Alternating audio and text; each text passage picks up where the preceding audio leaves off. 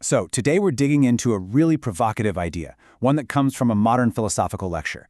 And it asks a huge question. What if the age of faith is over? I mean, really over. What if the very idea of belief, something that's guided us for thousands of years, is actually what's holding us back now? Okay, so here's how we're going to break this down. First, we'll look at a pretty startling comparison the lecture makes. Then, we're going to have to completely redefine what faith even means. From there, we'll get into why the source says our growth period as a species is done, what we're supposed to do next, and finally, we'll look at a pretty wild prediction for where humanity is headed. All right, let's jump right in.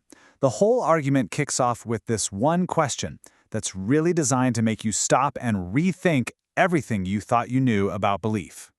So think about this for a second. What's the actual difference between, say, a religious fanatic and a diehard communist?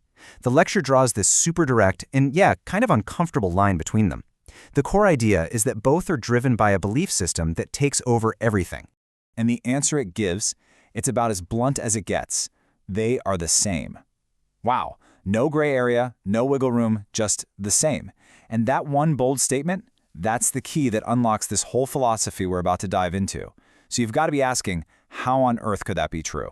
Well, to even begin to understand that claim, we have to throw out our old definition of faith.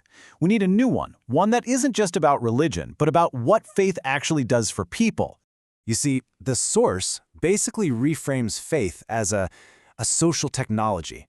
It's not just about God or spirituality, it's any shared idea or logic that people use to form a group and get some power, especially when they feel weak and alone. And when you look at it that way, you can see just how broad this idea is. Under this new definition, communism, that's a faith system. That intense corporate ideology at some companies, yep, that's a faith system too. Even the followers of, a Roman emperor or a modern dictator, they're all operating on the same principle as a traditional religion. They're all just different ideologies that get people organized. Okay, so if faith is just a tool that we used when we were weak to get strong, then what happens when we're not weak anymore? What happens when we've grown up? Well, according to this lecture, that's exactly where we are now. The tool has done its job. Humanity, it says, has graduated. The lecture lays out our whole journey in 3 basic steps. Step 1, we were weak, so we looked for help from a god or some big, powerful idea. Step 2, we used that faith, that system, as a crutch to help us grow and build societies.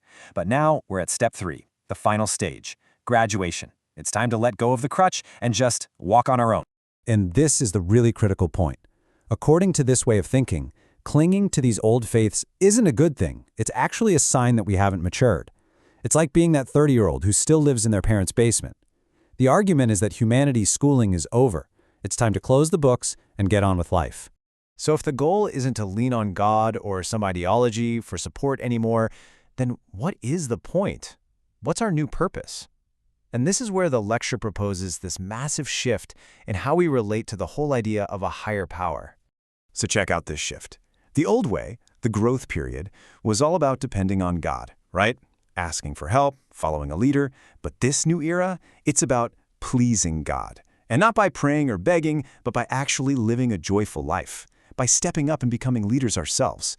It's a total flip of the script. And to really hammer this point home, the lecture uses a great analogy. Think about a parent. What makes a parent truly happy?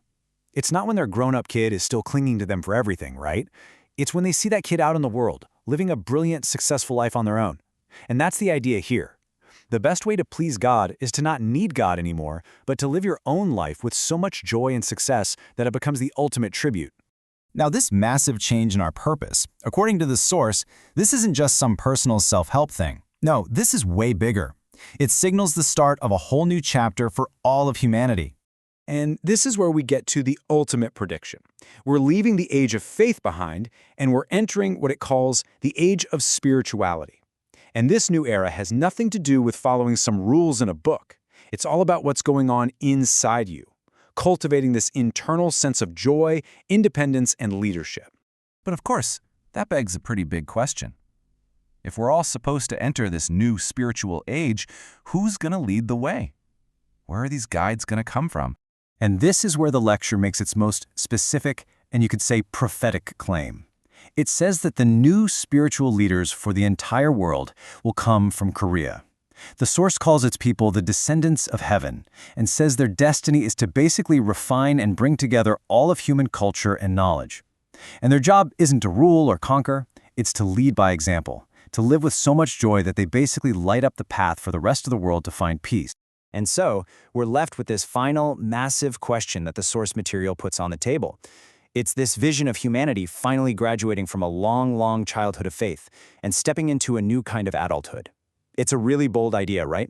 And it really makes you wonder, is our time of looking up to the heavens for answers over? And is our time for looking within ourselves and looking forward finally here?